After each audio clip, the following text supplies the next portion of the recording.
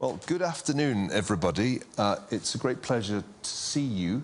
I gather that our numbers might have been slightly depleted by the last-minute announcement that Elon Musk is here, I suppose, to upstage Donald Trump.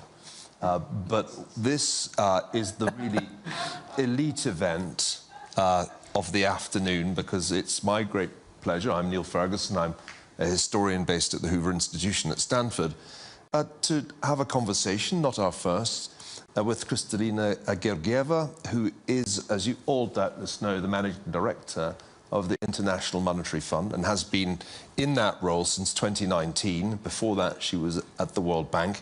And we were just saying that since you took on the job of the IMF, we have not had a boring year.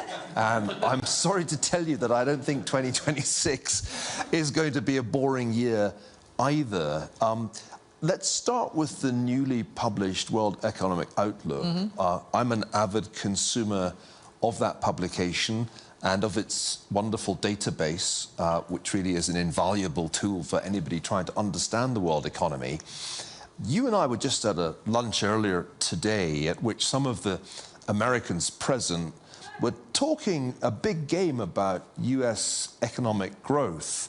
We know that the most recent data, I think, for third quarter is revised up to 4.4%. But I was hearing talk at lunch of growth rates north of 5%.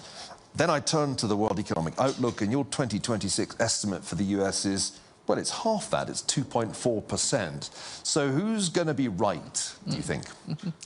Let me start by saying that I always cheer when performance of our members exceeds our projections. So bring it on. It is good for the world economy. Talking about the projections for the United States, we actually upgraded what we expect the US to achieve in 2026. For reasons that are obvious, there has been strong performance in 25, and there is still expectation that further actions to simplify rules, create better opportunities for US companies to prosper, they can lift growth even further. Stepping back from the US, what is most interesting in this World Economic Outlook? That when you look at our projections, 3.3% this year, 3.2% next year for the world as a whole, that brings us back where we were just before Liberation Day. This is what we projected then. Then we said, oh my God, tariffs are going to hold growth down. We downgraded somewhat. We never, ever predicted recession. There were many saying it's going to be horrible. We were not among those. And when we look at the world, we are upgrading the Eurozone, 0.2%. Now they're 1.3% for this year. We are upgrading China. India has done remarkably well. We are upgrading India. Why is it that despite all the uncertainty and all the turbulence, the world economy is performing so well? So look under the hood. What do we see there? We see four remarkable factors. One, the incredible agility and adaptability of the private sector. And since the global financial crisis in particular, in many countries where the government was more active, hands-on on the economy, it pulled out, letting the private sector do what the private sector is very good at, take more risk, act more swiftly when there is changing conditions. Two, the trade tensions that we experienced throughout this year proved to be of a lesser menace. I actually use an analogy. I say, well, we expected a big German shepherd to bark. It turned to be a sweet, cute little poodle. It still said woof, woof, but no big impact. We actually are assessing both the US behavior. The US tariffs have been recalibrated downwards, and then what is collected is less than what is announced. But most importantly, we look at the rest of the world. The rest of the world is trading. They're saying tariffs, thank you, but no thank you. That may change. But for now, if anything, countries, especially in neighborhoods, they are strengthening their trade links. And trade in tech-related stuff has gone up. And that is the third reason. Enthusiasm about AI, investments in AI, especially in the United States, but not only. And then the fourth reason is one I want to really hammer on, because we don't give enough credit to institutions holding the world economy in a better place. But central banks and fiscal authorities have done a pretty decent job, support the economy when it needs the support, try to pull back when it is necessary to consolidate. Now, is everything honky-dory? No. We have a very high level of debt almost everywhere, and governments find it very difficult, once they provide support to businesses and households, to pull it back when it is not necessary anymore. We have geopolitical factors in play. We have the uncertainty of how uplifting AI is going to be. And the last one I want to stress, the unknown. Accidents do happen. Things we don't expect hit us. And that, I would finish with, what is our advice to our members? We say, build strong fundamentals, build buffers, so when a shock hits you, you're in a good position to absorb it. Well, yes, you and I remember 6 years ago when most of the conversation happening here was about climate change, and a pandemic had already begun. Yes. There's a great opportunity now for us to use technology, talking not so much of AI, but just information technology, to do some polling. Mm-hmm. Now, there is a Slido option here, which requires, I guess, you to have your phones or iPads or other devices, use that QR code that's up there on the screen, take a picture of it. Hopefully it doesn't go to a restaurant menu. And then we are going to have 2 polling questions. Each one is a multiple choice question. And when my friends in the technical department decide it's time, the questions should appear on the screen and also on your devices. There you go. Mm-hmm. And we can see the first set of questions allows us to rank the factors posing the greatest threat to global growth today. As you just said, Kristalina, the hard thing at a time like this is to know what's coming. So you can see there, as I'll give people time to vote, not wholly surprisingly after the events of this week, it looks like geopolitical tensions are at number 1, closely followed by rising protectionism, overall policy uncertainty, then persistent inflation. Oh, look at this. Too soon. I'll give it a minute. I don't know. Sometimes when they use Slido, awful music plays at this point. I'm glad that the World Economic Forum doesn't do that. I think we'll perhaps close the voting now. I want to stress that this Not is yet, rather it's still moving. When should I stop? A signal from... I guess right now. There we go. Whatever is done is done. Voting is closed. Well, let me just stress, for any pollsters present, this is a rather small sample for any kind of polling. And I wouldn't say a representative one, given that by the very nature of this event, we're not exactly a representative sample of the world's population, much less the Swiss population. But there you see, interestingly, that inflation is actually just above higher borrowing costs. Before I ask you to comment on that, let's do the slightly trickier next question. It's trickier because there are more options. And you'll actually have to just be careful because some of them aren't immediately visible. We're going to have to scroll down. So essentially, the question here is, what measures should governments adopt to increase growth? And you're allowed to select 5. This is your moment to be a finance minister, something some of you have all almost certainly craved that you could be. And we'll see. Give it a moment. You're essentially being given some fiscal options and some monetary options and some trade policy options. Mm-hmm. This was the one I was really looking forward to, actually, because this is the tough one. There's some fiscal conservatives in the room. That's for sure. Did John Maynard... These are my kind of people. I was going to say, it's an IMF crowd. But it's a free trade, or at least a freer trade crowd.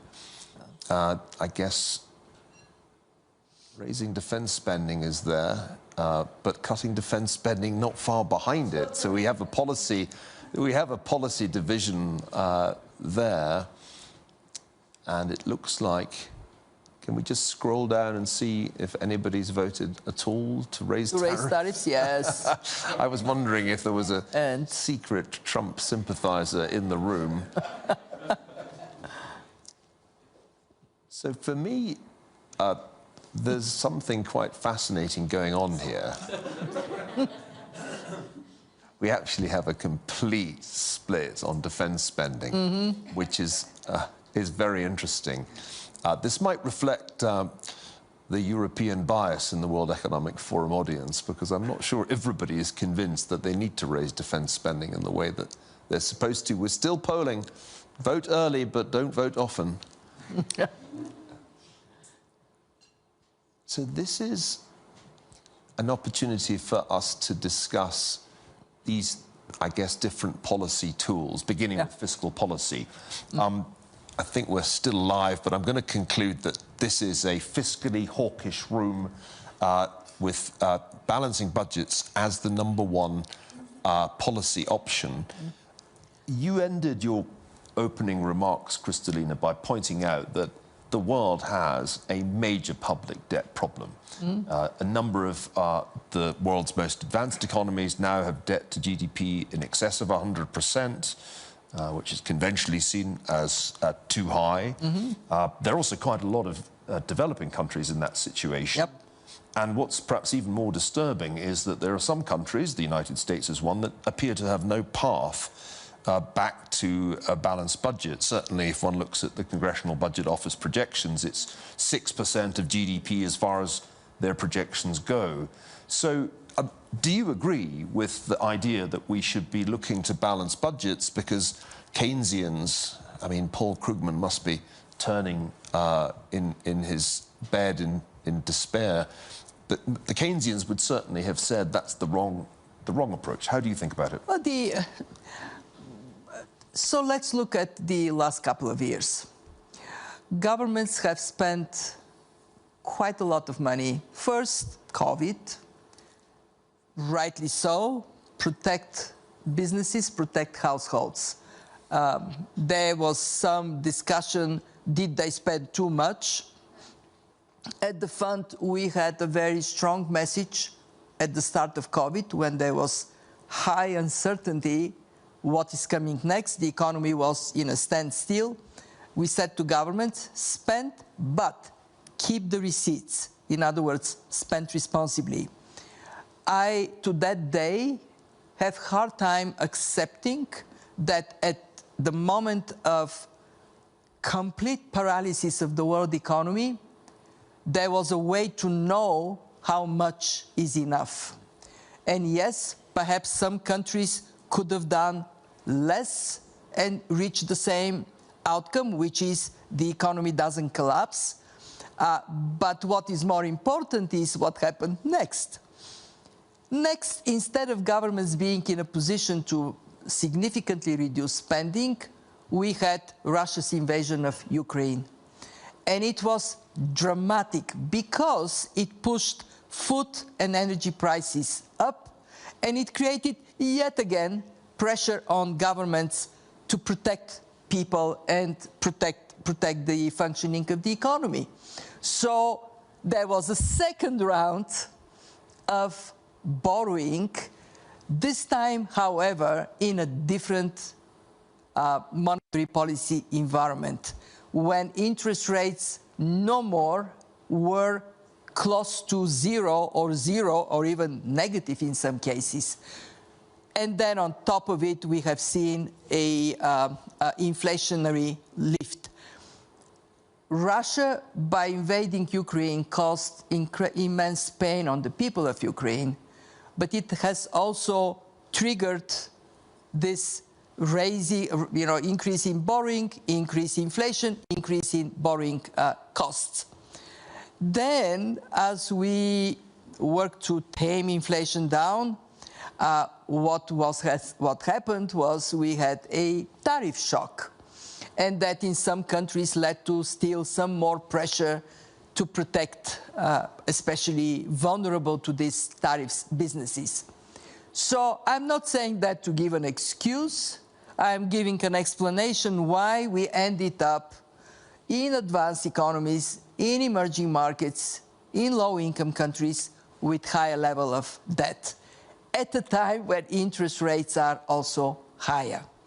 It is tough for rich countries. It is devastating for poor countries when they need to pay more to service their debt than they pay for their education and healthcare. We have seen doubling and tripling of borrowing costs.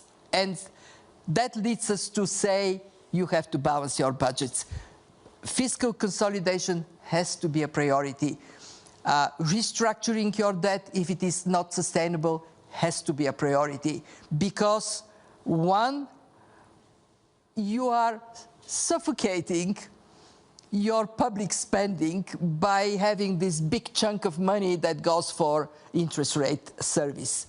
Two, do you know what is going to knock on the door as demand for public policy support next month, next year? I don't. One thing I can say, I do expect shocks to continue to come. Whether they're shocks from geopolitics, whether they're shocks because of technological advancement that creates misallocation of workers, whether it is climate shocks, I don't know what it's going to be. What I do know is that we live in a world of more frequent exogenous shocks. And that balanced budget is your tool to prepare, face, protect your people when the shock occurs. Is there a preferable way to get from a fiscal deficit to a balanced budget? We've seen in Argentina one of the most amazing fiscal consolidations, I think, in modern history.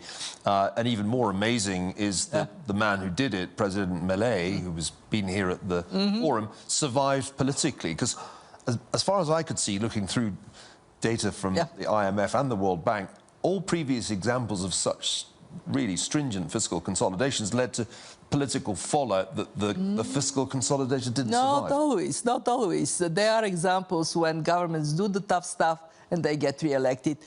One of the not that far in the history examples is Latvia.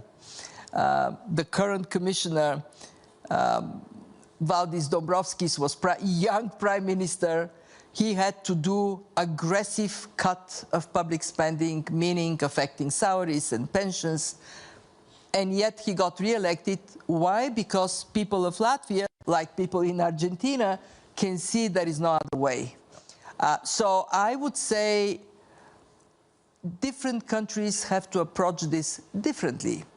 Argentina has accumulated so much fiscal menace that kind of aggressive fiscal consolidation makes sense. And inflation had got close to high. Inflation was suffocating people. So this drastic action is justified. Most countries don't have to go that far. Most countries can have and this is what we recommend to majority of our members, gradual fiscal consolidation. But you have to have a plan. You have to say, over this period of time, is it 2 years, is it 3 years, we are going to go down in our budget deficit, we would reduce our debt, we would bring our public finances in good place. I want to give an example in Europe, Italy. Italy traditionally would have been a country where fiscal consolidation is not easy to move forward. Well, Italy this year is likely to go down to 3% deficit, which is the EU norm. They still have a higher level of debt. They still have work to do. But their borrowing costs dramatically dropped because people believe they're serious. So in most countries, what you have to do is put a plan in place, act on this plan, show you're serious, and then, of course, reap up the benefits in terms of lower borrowing costs. Does the fund have a policy preference for spending cuts over tax hikes when countries are moving back towards a balance, or does it not matter? Well, as I said, different countries face different conditions. In some countries, actually, expanding the tax base is a very good way to improve your budget position. We have countries, actually we have calculated, that's important to say. We have said, okay, what should be tax to GDP that provides enough resources for a country to function? And we reached consensus, it is 15% tax to GDP at a minimum. Now, if you're below... Can I go there? Can you tell me where that is? Because that sounds great. I mean, there are very few European countries remotely close to that baseline. I think most European countries are way above. We are not saying you have to go down to 15%. What we are saying, countries that are below 15% have to go up to 15%. I was meeting with the Prime Minister of Pakistan. Pakistan is now taking seriously the need to improve tax collection, to expand the tax base. They are now above 10% tax to GDP. They were below 10% tax to GDP. Still a long way to go. So when the situation is such, then you need to look at, are there tax instruments that need to be put in place? More often than not, it is about collection. Tax evasion is a sport popular everywhere, in poor countries, in rich countries, and reducing, even better, eliminating tax evasion is a way to have fair distribution of tax burden. Now, we are very keen for countries to be rational in what they spend money for. You saw here a very interesting split. Raise defense spending, actually it won a little bit above cut defense spending. So I wanted to ask you about that, because to me that's a very surprising thing, that we've got more or less the same enthusiasm for raising and cutting. I'm actually not surprised at all. I'm not surprised because for decades we benefited from a peace dividend. After the end of the Cold War, we reduced defense spending, and then we put more money in education, in health, in development assistance. And I'm not surprised that there are people that are saying, we like that. We want, that is opportunity cost of defense spending. And, you know, not surprisingly, 28% say, even what you spend now is too much. Now, why is defense spending going up?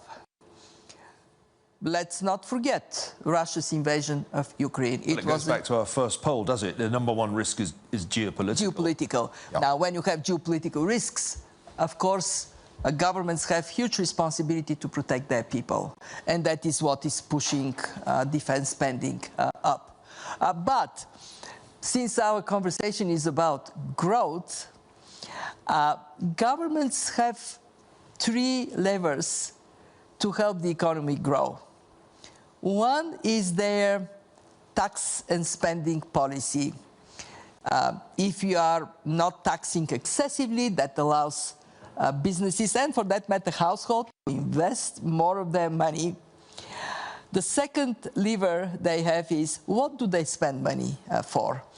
I'm a big fan of governments that invest in human capital, invest in the infrastructure that is critical for growth and should be publicly supported, and invest in R&D, especially in the world of today.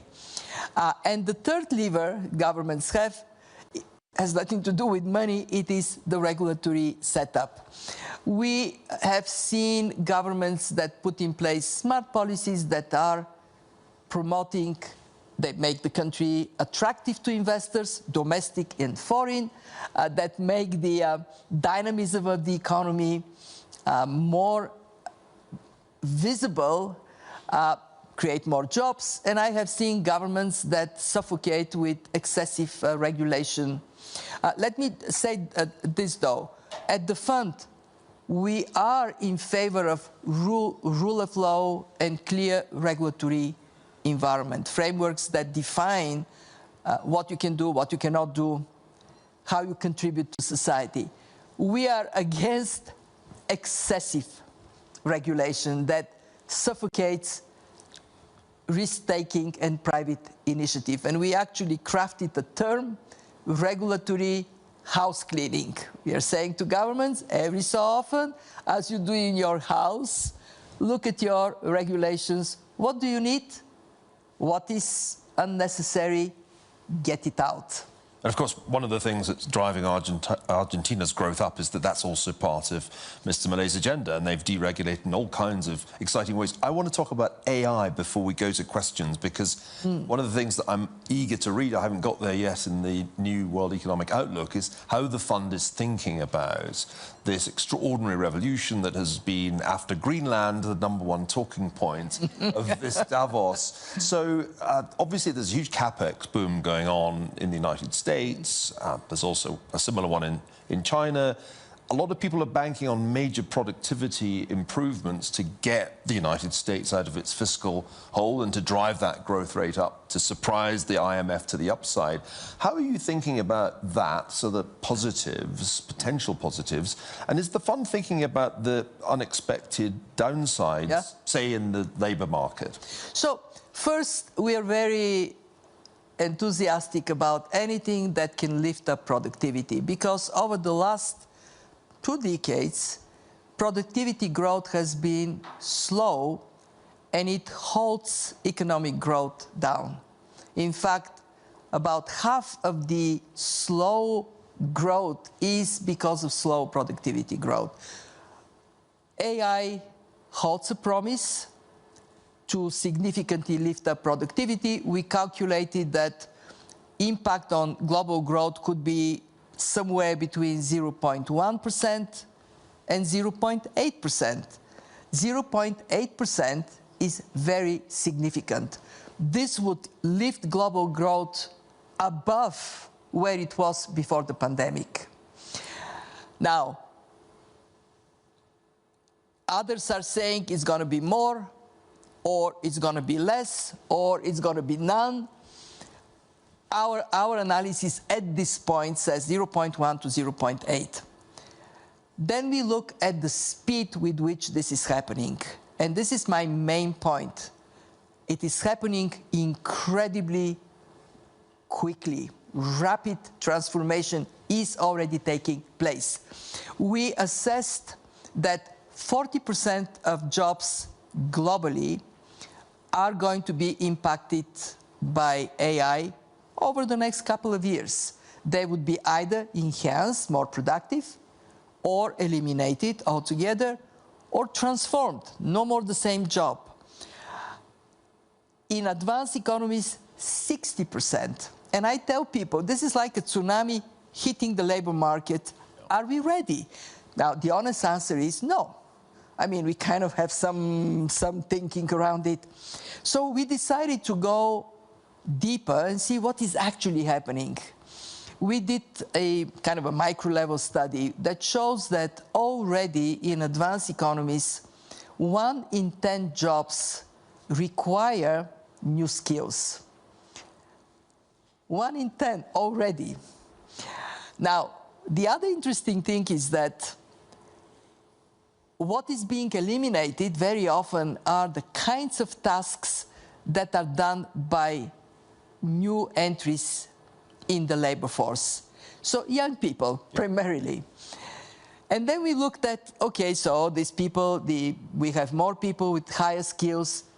What happens there? Well, they get better pay. They get better pay, they spend more money locally. When they spend more money locally, demand for low-skill jobs goes up.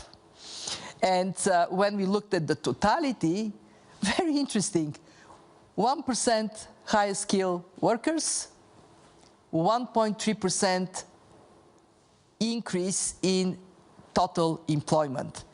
So, ironically, AI is pushing more demand for low-skill workers. This is bad news if you're, I don't know, a recent computer science graduate and thought you were going to go and work in a tech company. It is totally bad news for those who aspire for higher quality jobs. And the other thing that is bad news is that the people who are not seeing change in their job descriptions, in other words, they kind of had the skills, they applied the skills, they're squeezed. And they're squeezed including in terms of their wage negotiation position. So we have to take a very serious look at what is happening in the labor market. What can we do? And the answer is, you would hear it from everybody here in Davos, we have to help people to enhance their skills. We have to make it so that there is more opportunity for businesses to be created, including small, medium-sized micro businesses that are demanders of these new skills. And we have to think, what do we do with young people? How do we get young people to be more attuned to this AI-dominated economy? I'll tell you about my organization, because it's we do research of what others do. But we also take AI impact very seriously on us. And I'll tell you, in my organization, we already see both job elimination. We used to have 200 interpreters, translators. Now we have 50. We have the privilege of being able to gradually move from here to here, to provide people with opportunities to reskill and do other jobs. Not all organizations can do that.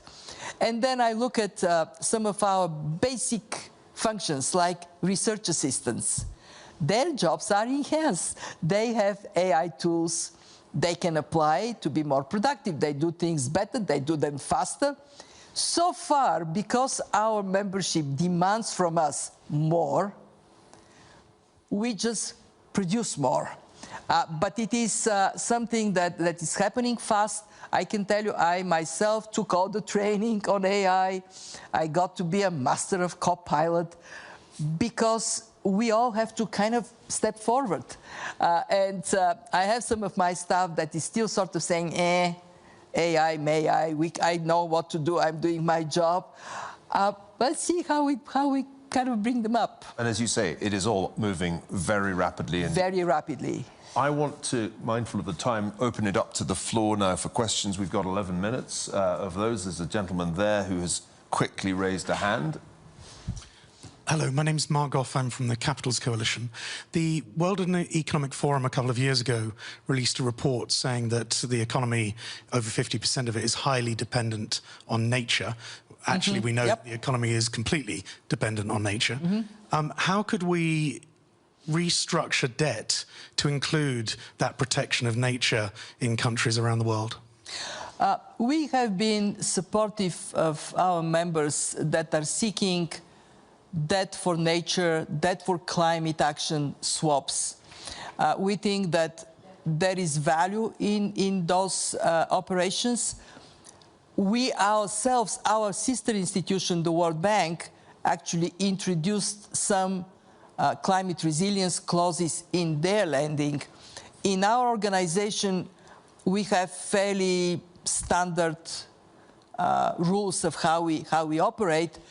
But some 2 years ago, we created an instrument that is a concessional lending instrument for our members to borrow to build resilience to climate change.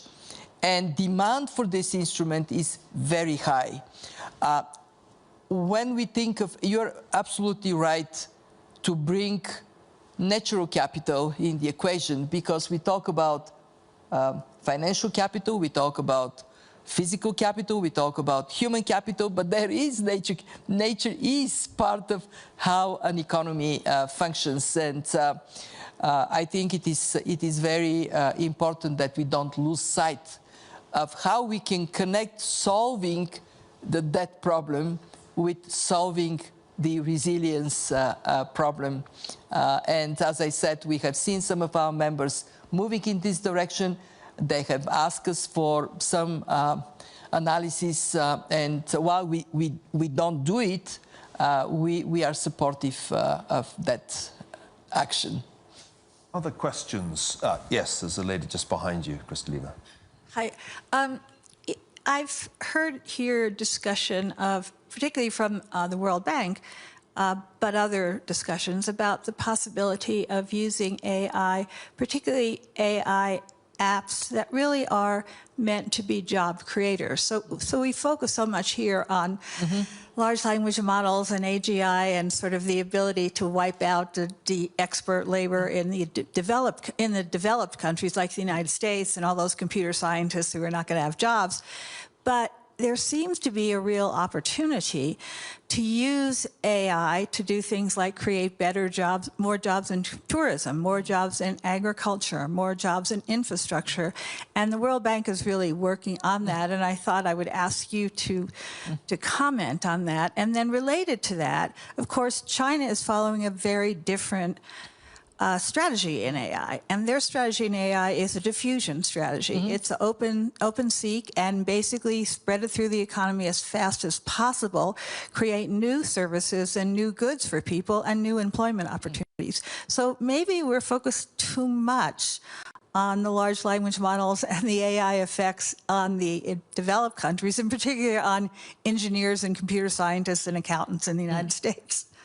Well, I agree that in the emerging market economies, there is more interest in AI that is practical, functional, can quickly affect different sectors of the economy. A lot of interest in how you can use AI to improve agricultural productivity, to improve bringing goods to markets. And I think that this is really great, because for these countries, they are at a point when they're still solving complicated social and economic problems, and if AI can help, great. You asked me something that I didn't answer, and it was, are you worried about some of the developments in AI? And I would say we worry about three things. The first one is, what if the productivity dream doesn't come true? Okay. And then we see those who poured money into AI running away. Yep. We worry about that. We watch it. At this point, we don't see this to be a real present danger. We don't see the dot-com kind of problem. Second thing we worry about is the accordion of opportunities opening widely. Some countries having great access and some falling behind. And within countries, parts of society benefiting, some companies benefiting, others not. So we worry about this impact. And the third issue we worry about is hallucination and deep fake and all the crime that can be generated with AI. At the fund, we measure the cyber attacks throughout the year and during our annual and spring meetings. And during annual and spring meetings, they go up. Amazing. So 4 meetings ago, under 1 million attacks. Then 2 million. Then 5 million. Then 14 million. So it's kind of exponential growth, and we do believe that that AI has something to do with it. And then hallucination is for real. How do you separate the good from the bad? But it is, let me say this, it is unstoppable. I don't think that we can turn the clock back and say no more AI. So my main concern is, are we concentrated to manage it? Are we concentrated on regulating? We chose for us to look into two things systematically. One is labor market impact, and the second one is financial risks. And we look at that systematically. We are not the institution to regulate AI, but somebody has to do it, and it is very, very unnerving that we don't quite see that. And again, not over-regulated, but put some standards and rules, and especially on cyber risk and deep fake risks. How is this going to be handled? Of course, we have in the past stopped some technologies in their tracks. I'm thinking here of nuclear power, which basically ceased to be deployed after a very small number of accidents. So I sometimes wonder if we're one accident away from a big revulsion against AI. Know, I don't have the technical competence to say it can be stopped, or this should be stopped and this should be let go. But I've been going around here listening to very smart people who have the technical competence. I mean, for God's sake, come together, figure it out. Let's put a framework that is going to be to make that safer, fairer, and higher utility for for everybody. So that is that. I thought that the World Economic Forum on this topic could get a little more pragmatic and say, okay, let's see what we can do.